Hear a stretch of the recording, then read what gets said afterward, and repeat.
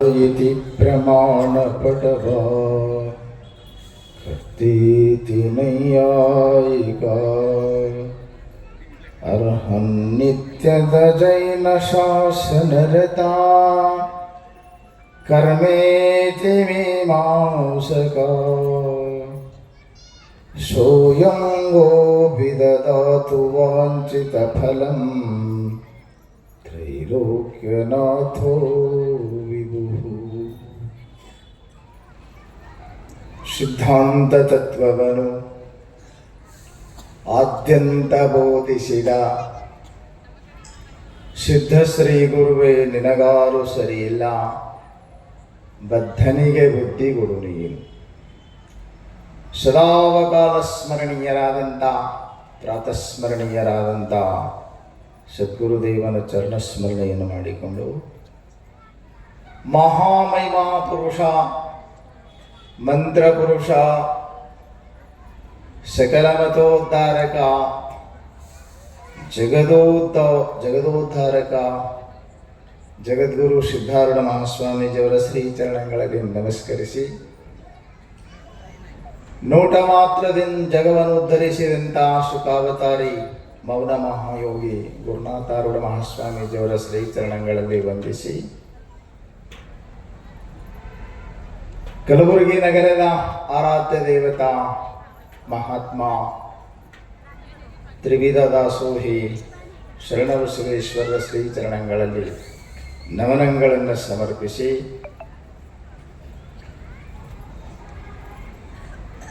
ಕಲಬುರಗಿ ಮಹಾನಗರದ ಹೊರವಲಯ ಈ ಭಾಗದಲ್ಲಿ ಸಿದ್ಧಾರೂಢರ ಮಹಾಮಂದಿರ ಅತ್ಯವಶ್ಯಕವಾಗಿತ್ತು. ಈ ಭಾಗದಲ್ಲೆಲ್ಲ ಸಿದ್ಧಾರೂಢರ ಅನೇಕ ಭಕ್ತರು ಅವರು ಸೇರಿ ಬಹಳ ಅದ್ಭುತವಾಗಿರತಕ್ಕಂಥ ಶಾಶ್ವತವಾದಂಥ ಶಿಲಾಮಂದಿರವನ್ನು ಸಿದ್ಧಾರೂಢರ ಶಿಲೆಯಿಂದ ನಿರ್ಮಿತವಾದಂಥ ಈ ಮಹಾಮಂದಿರವನ್ನು ನಿರ್ಮಾಣ ಮಾಡಿದ್ದಾರೆ. ಮಂದಿರದ ಲೋಕಾರ್ಪಣೆ, ಸಿದ್ಧಾರೂಢ ಮಹಾಸ್ವಾಮೀಜಿಯವರ ಮೂರ್ತಿಯ ಪ್ರತಿಷ್ಠಾಪನೆ, ಆ ನೆಪದಲ್ಲಿ 3 ದಿನದ ಪ್ರವಚನ ಮಹಾಮಹೋತ್ಸವ ಸಮಾರಂಭ ನೆರವೇರ್ತಾ ಇದೆ. ಈ ಸಮಾರಂಭದ ಪಾವನ ಸಾನ್ನಿಧ್ಯವನ್ನು ವಹಿಸಿದಂಥ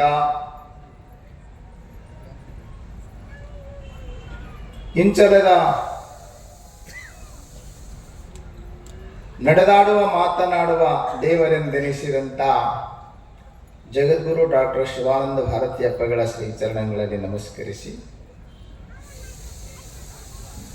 ಈ ಕಾರ್ಯಕ್ರಮದ ದಿವ್ಯ ಸಾನ್ನಿಧ್ಯವನ್ನು ವಹಿಸಿರತಕ್ಕಂಥ ವೇದಾಂತವಾಗಿ ಗೀತೋತ್ತಮ ವೇದಾಂತಾಚಾರ್ಯ ಅನಂತಗುಣ ವಿಭೂಷಿತ ಜಗದ್ಗುರು ಡಾಕ್ಟರ್ ಶಿವಕುಮಾರೇಶ್ವರಪ್ಪಗಳ ಶ್ರೀಚರಣಗಳಲ್ಲಿ ವಂದಿಸಿ, ಈ ಸಮಾರಂಭದ ನೇತೃತ್ವವನ್ನು ವಹಿಸಿದಂಥ ಪರಮ ಪೂಜ್ಯ ಸದ್ಗುರು ಅಭಿನವ ಸಿದ್ಧಾರೂಢ ಮಹಾಸ್ವಾಮೀಜಿಯವರ ಶ್ರೀಚರಣಗಳಲ್ಲಿ ವಂದಿಸಿ, ಪ್ರಕರಣ ಪ್ರವೀಣರಾಗಿರತಕ್ಕಂಥ ಅನೇಕ ಹಿಂದಿ ಗ್ರಂಥಗಳನ್ನು, ಪ್ರಕ್ರಿಯೆ ಗ್ರಂಥಗಳನ್ನು ಕನ್ನಡಕ್ಕೆ ಅನುವಾದಿಸಿದಂಥ ಪೂಜ್ಯ ಮಹಾತ್ಮರಾದ ಸಹಜಾನಂದಪ್ಪಗಳವರಿಗೂ,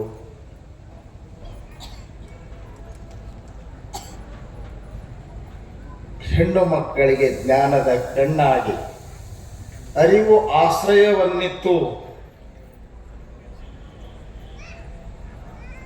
ಅನೇಕ ಜನ ಮಹಿಳೆಯರಿಗೆ ಜ್ಞಾನಾಮೃತವನ್ನು ದಯಪಾಲಿಸಿ ಅವರ ಬಾಳನ್ನು ಹಸನ ಮಾಡಿರ್ತಕ್ಕಂಥ ವೇದಾಂತ ವಿದೂಷಿ ಬ್ರಹ್ಮವಾದಿನಿ ಮಹಾಮಾತೆ ಲಕ್ಷ್ಮೀತಾಯಿಯವರ ಶ್ರೀಚರಣಗಳಲ್ಲಿ ವಂದಿಸಿ, ವಿದ್ಯಾನಂದಪ್ಪಗಳನ್ನೇ ಮೊದಲು ಮಾಡಿಕೊಂಡು ವೇದಿಕೆಯ ಮೇಲೆ ಆಸನಾಸೀನರಾಗಿರ್ತಕ್ಕಂಥ ಎಲ್ಲ ಪೂಜ್ಯ ಮಹಾತ್ಮರಿಗೂ ನಮನಗಳನ್ನು ಸಮರ್ಪಿಸಿ ತಮ್ಮೆಲ್ಲರಿಗೂ ಶರಣಾರ್ಥಿಗಳು.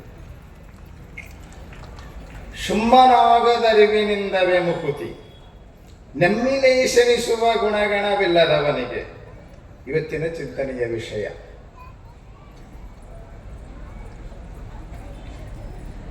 ನೆಮ್ಮಿ ಮೊದಲನೇ ಪದ ಬಳಸಿದ್ದಾರೆ.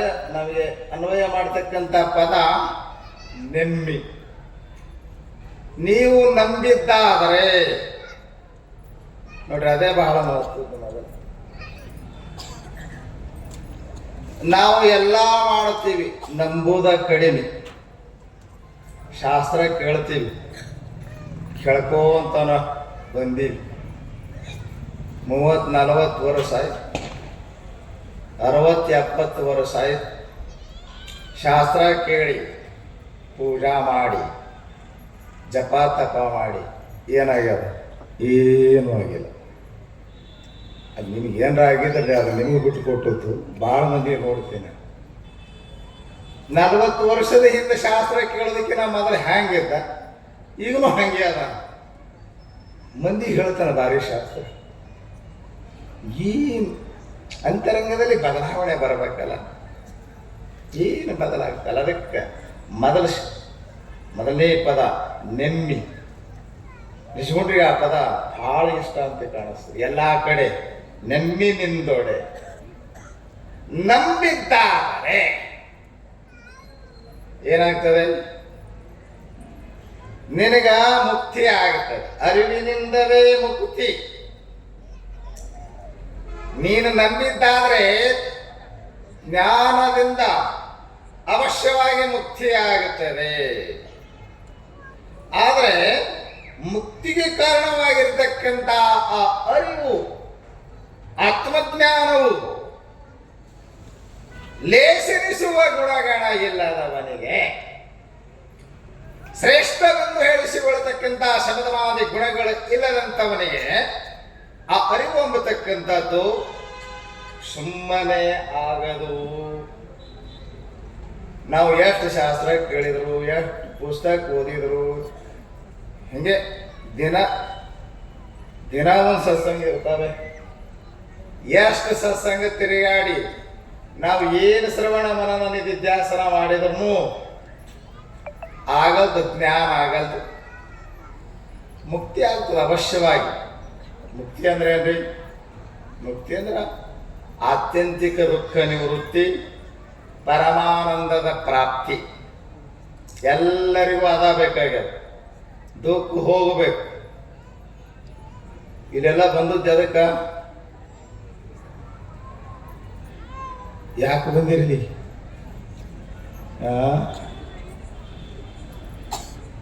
ಯಾಕೆ ಬಂದಿರಿ? ದುಃಖ ಇಲ್ಲಿ ಬಂದ್ರ ಹೋದಿತ್ತೇನಂತ ಬಂದಿರಿ. ಹೋಗ್ಯದೇನು ಬರೀ ಹಾದಂಗ ಮಾಡ್ತದ. ನೀ ಹಾಕೋರಂತಾರ ಇಲ್ಲಿ ಬಂದಾಗ ಅದು ಬಗದ ಕುಂತಿರ್ತದಂತ. ಅಲ್ಲಿ ಹೋಗು ಹೊತ್ನಾಗ ಮತ್ತೆ ಒಳಗೆ ಹೊಕ್ಕೊಂತ ಹಾದಂಗ ಮಾಡ್ತ. ದುಃಖ ಕಳ್ಕೋಬೇಕಂತ ಬಹಳ ಪ್ರಯತ್ನ ಮಾಡ್ತಾ ಇದ್ದೇವೆ. ದಾಬಾಕ್ ಹೋಗುದು ದುಃಖ ಕಳ್ಕೊಳಕನ. ಕೇಳೋರು ಯಾಕೆ ಕುಡಿತಿರೋ? ಟೆನ್ಷನ್. ಮತ್ತೆ ಹೆಚ್ಚಾಗ್ತದ ಟೆನ್ಷನ್. ಶರ ಕುಡ್ದ ಟೆನ್ಷನ್ ಕಡಿಮೆ ಆಗ್ತದೆ ಅಂತ ಮತ್ತೆ ಹೆಚ್ಚಾಗ್ತದೆ. ಹೋಟ್ಲಕ್ಕೆ ಹೋಗುದು ದುಃಖ ಕಳ್ಕೊಳಕನ, ಸಿನಿಮಾಕ್ಕೆ ಹೋಗುದು ದುಃಖ ಕಳ್ಕೊಳಕನ. ದುಃಖ ಮರಿಬೇಕಂತ 3 ತಾಸು ಸಿನಿಮಾ ಹಾಲ್ದಾಗ ಕುಂತು ದುಃಖ ಮರೀತಾನ, ಇಸ್ಪೇಟ್ ಆಡಿ ದುಃಖ ಮರೀತಾನ, ದಾಬಾಕ್ ಹೋಗಿ ದುಃಖ ಮರೀತಾನ. ದುಃಖ ಮರಿಬೇಡ. ದುಃಖ ಅಂದ್ರೆ ಏನು ಅಂತ ಅರಿಯುವ ಪ್ರಯತ್ನ ಮಾಡು. ದುಃಖ ದೂರ ಆಗ್ತದೆ. ದುಃಖ ಏನು? ಯಾಕೆ ಬಂದದ್ದು ದುಃಖ? ಮರವೆಯಿಂದ ದುಃಖ ಬಂದಿದೆ, ಅಜ್ಞಾನದಿಂದ ದುಃಖ ಬಂದಿದೆ. ದುಃಖದ ಮೂಲ ಕಾರಣ ಅಂದ್ರೆ ಅಜ್ಞಾನ. ನೆನಪಿಟ್ಟು ವರ್ಷ ಸ್ವರೂಪ ಜ್ಞಾನ ಆದ್ರೆ, ಜ್ಞಾನ ಆದ್ರೆ ಮತ್ವಾ ಧೀರೋ ಹರ್ಷ ಶೋಕಂ ಜಹಾತಿ. ಉಪನಿಷತ್ ಹೇಳ್ತದೆ, ತಿಳಿದ್ರೇನೆ ದುಃಖ ಹೋಗ್ತದಪ್ಪ. ಇಲ್ಲಿ ಅವ್ರು ನೀ ಬೇಕಾ ಗದ್ರಿಗೆ ಬಾಗೋ ಹೋಗು, ತಿರುಪತಿ ತಿಮ್ಮಪ್ಪು ಹೋಗು, ತಿರುಗಿ ಬಳಸ್ಕೊಂಡು ಬಾ. ಬೇಕಾದ ಮಾಡಿ ಹೋಗೋದ್ರ ದುಃಖ ಹಿಂಗೆ ಹೋಗೋದಂತ ಹಂಗೆ ಬರ್ತದೆ. ಹುಡುಗ ಓಡಾಡಿದ್ನಲ್ಲ, ಯಾಕೆ ಓಡಾಡಿದ್ ಕೆಲಸನೇ ಮಾಡ್ತಿರ್ಲಿಲ್ಲ. ಅವ್ರಪ್ಪ ಹೇಳಿದ್ನಂತೆ, ಮನ್ಯಾಗ ಊಟ ಹಾಕ್ಕೊಡ್ರಿ, ಕೆಲಸ ಮಾಡಿದರೆ ಊಟ ಕೊಡ್ರಿ. ಕೆಟ್ಟ ಲೇಜಿ ಮನುಷ್ಯ. ಊರಾಗ ಅಕ್ಕನ ಕೊಟ್ಟಿದ್ರೆ ಹಸಿವಾದ ಕೂಡ ಅಲ್ಲಿ ಊಟ ಟೈಮ್ ಲಂಚ್ ಟೈಮ್ ಅಕ್ಕನ ಮನೆಗೆ ಹೋಗ್ತಿದ್ದ. ಮತ್ತು ಬಿಟ್ಟಂಗೆ ಉಣ್ತಾರೆ ಪಾಪ. ನಡೀತೀವಿ ಒಂದು ಗಾಡಿ, ಊಟ ಟೈಮ್ ಕರೆಕ್ಟ್ ಹೋಗೋ ದಿವ್ಸ ಊಟ ಹಾಕ್ತಾರೆ ಅವರು. ಅಕ್ಕನ ಗಂಡ ಭಾವ ಅವ ಅಂದ, ಹ್ಯಾಂಗ ಇವತ್ತು ದಿವಸ ಊಟ ಟೈಮ್ ಕರೆಕ್ಟ ನನಗೂ ಸಾಕಾಗಿದ್ರಿ ಅಂತ. ಹ್ಯಾಂಗೆ ಮಾಡೋದು ಪ್ಲ್ಯಾನ್ ಮಾಡಿದ್ರಿ ಇಬ್ರು ಕೂಡಿ. ಅವ ಬರೋ ಟೈಮಕ್ಕೆ ಜಗಳಾಡ್ದಂಗೆ ಮಾಡೋನು, ನಮ್ಮ ಜಗಳ ನೋಡಿ ಹೋಗುತ್ತಾನೆ. ಆದ್ಮೇಲೆ ನಾವು ಅಂತ ಪ್ಲ್ಯಾನ್ ಹಾಕಿ ಕುಂತು ಕರೆಕ್ಟ್ ಲಂಚ್ ಟೈಮಕ್ಕೆ ಬರ್ತಿದ್ನ ಜಗಳ ಶುರು ಮಾಡಿದ್ರು. ಸುಳ್ಳು ಜಗಳಬೇಕಲ್ರಿ, ಸುಮ್ಮ ಬೈದಂಗೆ ಹತ್ತಂಗೆ ಜಗಳ ಮಾಡ್ಲಾಕ್ ಹತ್ತಿದ್ರು. ಬಂದ ಅವರ ಜಗಳಾಡಕತ್ತಾರ, ನನಗೇನು ಊಟ ಹಾಕ್ತಾರಂತ ಖುಷಿ ಆಯ್ತು. ಆದ್ಮೇಲೆ ಹಿಂಗೆ ಊಟಕ್ಕೆ ಕುಂತಿದ್ರು. ಮತ್ತೆ ಬಂದ ಬಾವ ಅಂದರ, ಮತ್ತು ಹೋಗಿದ್ದೆಲ್ಲೋ ಮತ್ತೆ ಬಂದು ಅವ ಅಂದ,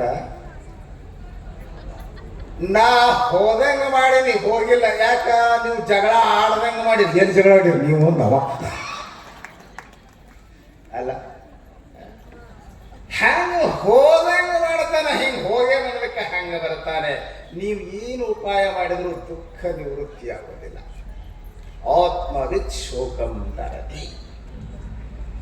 ನೋಡಿ, ಛಂದೋಗ್ಯೋಪನಿಷತ್ತಿನ 7ನೇ ಅಧ್ಯಾಯದಲ್ಲಿ ಮೊನ್ನೆ ತಾನೇ ನಾನು ಓದ್ತಾ ಇದ್ದೆ. ನಾರದ ಸುನಿತ್ ಕುಮಾರ್ ಹತ್ರ ಬರ್ತಾರೆ. ನಾನು ಏನೆಲ್ಲ ಓದಿದ್ದೀನಿ, ಏನೆಲ್ಲವನ್ನು ತಿಳ್ಕೊಂಡಿದ್ದೀನಿ. ಭಗವನ್ ನಾನು 4 ವೇದ, 18 ಪುರಾಣ, ಪಂಚಮ ವೇದವೆನಿಸಿರ್ತಕ್ಕಂಥ 18 ಪುರಾಣ, ಎಲ್ಲ ವಿದ್ಯೆ, 64 ವಿದ್ಯೆ ಎಲ್ಲ ಓದಿನಿ. ಅಷ್ಟೇ ಅಲ್ಲ, ಅಲ್ಲಿ ಮತ್ತೊಂದು ಮಾತು ಬಳಸಿದ್ದಾರೆ, ಬ್ರಹ್ಮವಿದ್ಯೆಯನ್ನು ಕೂಡ ನಾನು ತಿಳಿದೀನಿ. 4 ವೇದ ಎಲ್ಲ ಓದೀನಿ. ಆದರೂ ಕೂಡ ಭಗವನ್ ಆಂ ಶೋಚಾಮಿ. ನಾರದ ಹೇಳ, ಹೇ ಭಗವಂತನೇ, ಹೇ ಸಿದ್ಧಗುರುನಾಥನೇ, ನಾನು ದುಃಖಿಸ್ತಾ ಇದ್ದೇನೆ. ಸ್ವಲ್ಪ ಗಮನಕ್ಕೆ ತಗೋಬೇಕು ನೀವು. ಭಾಳ ಚಂದ ಹೇಳ್ತದೆ ಉಪನಿಷತ್ತು ಕಥೆ. ಅಹಂ ಶೋಚಾಮಿ ಅನ್ನೋ ಯಾರು ಗೊತ್ತೇನು ನಿಮಗೆ? ನಾರದ. ಏನು 4 ಮಂದಿ ಹೆಂಡ್ರು ಅದಾರ, ನಮ್ಮ ಮಕ್ಕಳು ಅದಾವ. ಅವ್ನು ಏನಿರ್ಬೇಕ್ರಿ? ಯಾರಿಗೆ? ನಾರದನಿಗೆ. ಮಸ್ತ್ ಹಾಡ್ಕೊಂತ ತಿರುಗಾಡೋ ಮನುಷ್ಯ ಅವ ಅಹಂ ಶೋಚಾಮಿ ಅನ್ನಂತ. ನಾನು ದುಃಖಿಸ್ತಾ ಇದ್ದೇನೆ. ಏನೆಲ್ಲವನ್ನು ಓದಿನಿ, ಹೇ ಭಗವಂತನೇ, ಏನೆಲ್ಲವನ್ನು ತಿಳ್ಕೊಂಡಿನಿ. ಆದರೂ ಕೂಡ ಭಗವನ್ ಅಹಂ ಶೋಚಾಮಿ, ನಾನು ದುಃಖಿಸುತ್ತಿದ್ದೇನೆ. ಸನತ್ ಕುಮಾರ್ ಹೇಳಿದ್ರು, ನಾ ಭಾಳ ಓದಿನಂತೀಯಲ್ಲಪ್ಪ, ಏನೇನು ಓದಿದೆ ಹೇಳು ಅಂತ ಕೇಳ್ತಾರ. ಅವ್ನು ಓದಿದ ಲಿಸ್ಟ್ ಕೊಡ್ತಾನ. ನನಗೆ ಎಲ್ಲ ಗೊತ್ತು. ಛಂದೋಗ್ಯೋಪನಿಷತ್ತಿನ 7ನೇ ಅಧ್ಯಾಯದಲ್ಲಿ ನಾರದ ಹೇಳಿದಂಥ ಲಿಸ್ಟ್ ನೋಡ್ಬೇಕು ನೀವು. ಎಲ್ಲ ಚೋರ ವಿದ್ಯೆ, ಜಾರ ವಿದ್ಯೆ ಎಲ್ಲ ನೋಡ. ನನಗೆ ನಕ್ಷತ್ರ ಜ್ಯೋತಿಷ್ಯ ಗೊತ್ತು, ನನಗೆ ಗಂಧರ್ವ ವೇದ ನಾನು ತಿಳಿದಿದ್ದೇನೆ, ಸಂಗೀತ ಗೊತ್ತು. ಅಷ್ಟೇ ಏಕೆ, ನಾನು ಬ್ರಹ್ಮವಿದ್ಯೆಯನ್ನು ಕೂಡ ಬಲ್ಲೆ.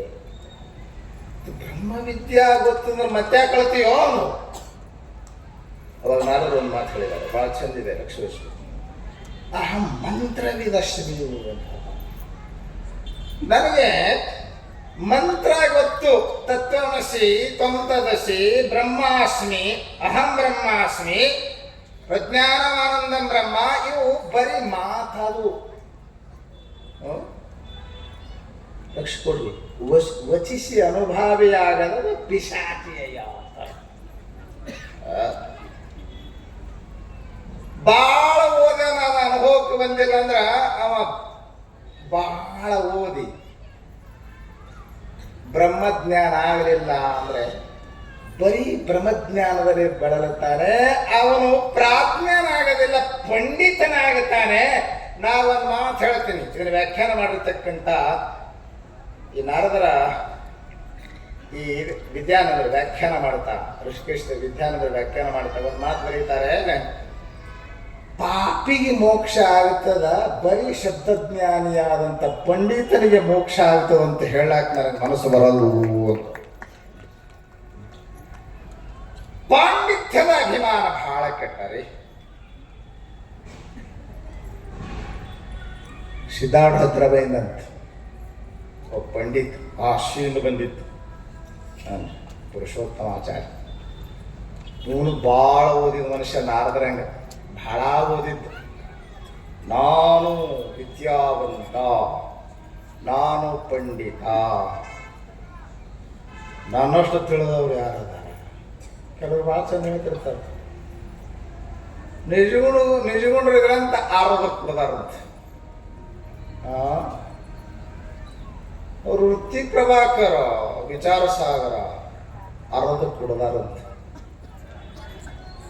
ಅರ್ಧ ಕೊಡಕ್ಕೆ ಬಾದಾಮ, ನಾವು ನೆನೆಸಿದ ಬಾದಾಮಿ ಏನು ಅರ್ಧ ಕುಡಿತೀವಿ? ಅರ್ಧ ಕುಡಿಯೋದಂದ್ರೆ ಅದರ ಅಭಿಪ್ರಾಯ ಏನು? ಅಲ್ಲಿ ಹೇಳಿದ ವಿಚಾರ ಅನುಭವಕ್ಕೆ ಬರಬೇಕು. ಅನುಭವಕ್ಕೆ ಬರದೇ ಇದ್ರೆ ಆ ಜ್ಞಾನವು ಶುಷ್ಕ ಜ್ಞಾನವಾಗ್ತದೆ. ಇಲ್ಲಿ ನೋಡ್ರಿ, ಶುಷ್ಕ ಜ್ಞಾನ ಯಾಕಾಗ್ತದೆ? ಚಿತ್ತ ನಿರ್ಮಲ ಇಲ್ಲ ಅಂದ್ರೆ ಶುಷ್ಕ ಜ್ಞಾನ ಆಗ್ತದೆ. ಚಿತ್ತ ನಿರ್ಮಲ ಆಗಬೇಕಾಗಿತ್ತಂದ್ರ, ಚಿತ್ತ ನಿರ್ಮಲವಾದುದಕ್ಕೆ ಸಕಲ ಸದ್ಗುಣಗಳೇ ಸಾಕ್ಷಿ. ಸತ್ವಭೂಷಣರು ಸ್ಪಷ್ಟವಾಗಿ ಹೇಳ್ತಾರೆ, ಮನಸ್ಸು ನಿರ್ಮಲವಾಗಿದೆ, ಹೃದಯ ಪರಿಪಕ್ವವಾಗಿದೆ, ಅಂತಃಕರಣ ನಿರ್ಮಲ ಆಗದ ಅಂತ ಯಾರು ಕೇಳ್ಕೊಂತ ಹೋಗೋದು ಬೇಡ. ನಿನ್ನಲ್ಲಿ ಈ ಶಮ, ದಮ, ಸತ್ಯ, ಅಹಿಂಸ, ಇಲ್ಲಿ ಹೇಳೋರು ಗುರು ಸೇವೆ, ಹರ ಪೂಜೆ, ಕರುಣ, ವಿನಯ, ನಿಜ ಸಮಯ, ನಿಷ್ಠೆ, ಇವೆಲ್ಲ ಗುಣಗಳು ನಿನ್ನಲ್ಲಿ ಅದಾವ ಅಂತಂದ್ರೆ ನಿನ್ನ ಮನಸ್ಸು ನಿರ್ಮಲ ಐತಿ, ಚಿತ್ತ ಪರಿಶುದ್ಧವಾಗಿದೆ, ಹೃದಯ ಪರಿಪಕ್ವವಾಗಿತ್ತು, ಅಂತಃಕರಣ ಪರಿಪಕ್ವವಾಗಿತ್ತು ಅಂದ್ರೆ ಬ್ರಹ್ಮಜ್ಞಾನ ಆಗ್ತದೆ ವಿನ ಕೇವಲ ಪುಸ್ತಕೀಯ ಜ್ಞಾನ ಆಗ್ತದೆ. ಪುಸ್ತಕೀಯ ಜ್ಞಾನ, it is false knowledge, fake knowledge. ಇದು ಈ ನಾಲೆಜ್ ಕೆಲಸ ಕೊಡಂಗಿಲ್ಲ. ಇದು realisation, it is important. Realisation, ನಾವು ಏನು ಕೇಳ್ತೀವಿ, ಓದ್ತೀವಿ, ತಿಳ್ಕೊಂತೀವಲ್ಲ, ಕೇವಲ ಇದು ಇನ್ಫಾರ್ಮೇಶನ್. ಇದು ನಮಗೆ ಸೂಚನಾತ್ಮಕ ಜ್ಞಾನವೇ ವಿನ ಇದು ಅರಿವು ಕರಿಗೊಂಡ ಸ್ಥಿತಿ ಅಲ್ಲ. ಅದಕ್ಕೆ ಅವರಂತಾರ, ಅರಿವು ಗಟ್ಟಿಗೊಳ್ಳಬೇಕಾಗಿತ್ತಂದ್ರೆ ಚಿತ್ತ ನಿರ್ಮಲ ಆಗ್ಬೇಕಪ್ಪ. ಚಿತ್ತ ನಿರ್ಮಲ ಇಲ್ಲ ಅಂತಂದ್ರೆ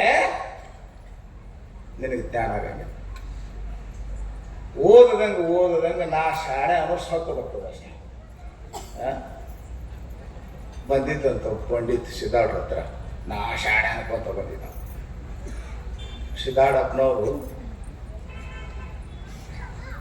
ಯಾರಾದರೂ ಪಂಡಿತರು, ಜ್ಞಾನಿಗಳು, ಭಕ್ತಾ ಪುರುಷ ಯಾರೇ ಬರಲಿ ಅವ್ರಿಗೆ ಶಾಸ್ತ್ರ ಹೇಳಕ್ಕೆ ಹಚ್ಚಿ ಭಾಳ ಆನಂದದಿಂದ ಕೇಳ್ತಿದ್ರು.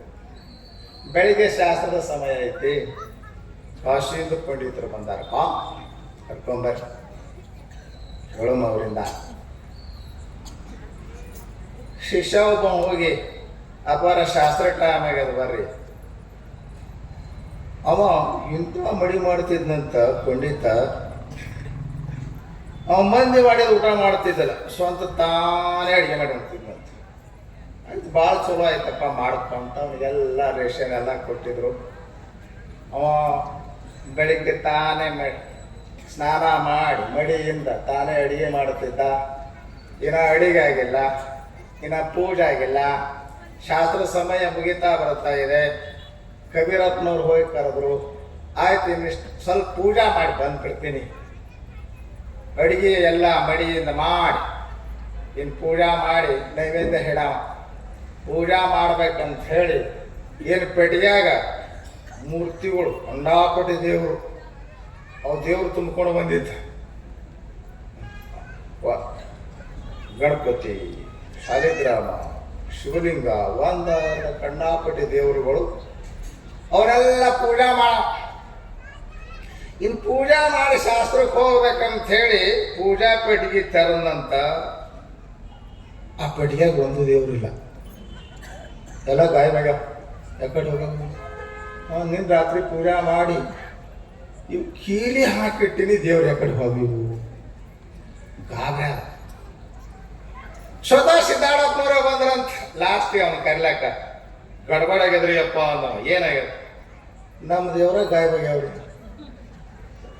ಒಂದು ದೇವ್ರಿಲ್ಲ ಪೆಟ್ಲ್ಯಾಕ. ಎಲ್ಲಿಗೆ ಹೋಗ್ಯಾವ ನಿನ್ನ ದೇವ್ರು ಅಂದ್ರು. ಕಾಣವಲ್ಲವ್ರಿ ಒಂದು ದೇವ್ರು. ಸಿದ್ದಾಡಪ್ಪನವ್ರು ವಿಚಾರ ಮಾಡ್ರಂತ, ಪಂಡಿತರ ನಿಮ್ಮದು ಮಡಿಯಿಂದ ಮಾಡಿದ ಸಪ್ ಅಡಿಗೆ ಉಂಡು ಸಾಕಾಗಿ ನಮ್ಮ ಅಡಿಗೆ ಮನೆ ನಮ್ಮ ಸಾರು ರುಚಿ ಮಾಡಕ್ ನೋಡಕ್ ಹೋಗ್ಯಾವ. ನಮ್ಮ ಅಡಿಗೆ ಮನೆ ಅಲ್ಲೆಲ್ಲ ಸಿದ್ಧಾರೂಢರ ಸಾರು ಉಂಡವರಾದ್ರಪ್ಪ. ಪಂಡಿತನ ದೇವರುಗಳ ಸಹಿತ ಸಿದ್ಧಾರೂಢರ ಸಾರು ರುಚಿ ನೋಡಕ್ ಹೋಗಿದ್ವು ಅಂತ ನೋಡ್ರಿ. ಸಿದ್ಧಾರೂಢಪ್ಪನವ್ರು ಪಂಡಿತನ ಕರ್ಕೊಂಡು ಹೋಗಿ ಸಾರಿನ ತಾಲೆ ಒಳಗಿಂದ ಕೈ ಹಾಕಿ ಸುಡು ತಾಲೆ ಒಳಗಿಂದ ಕೈ ಹಾಕಿ ತಗೋನೀನು ಶಿವಲಿಂಗ ತಗೋನೀನು ಗಣಪತಿ ಎಲ್ಲ ತೆಗೆದುಕೊಟ್ರು. ಪಂಡಿತ ಪಶ್ಚಾತ್ತಾಪ ಆಗಿತ್ತು.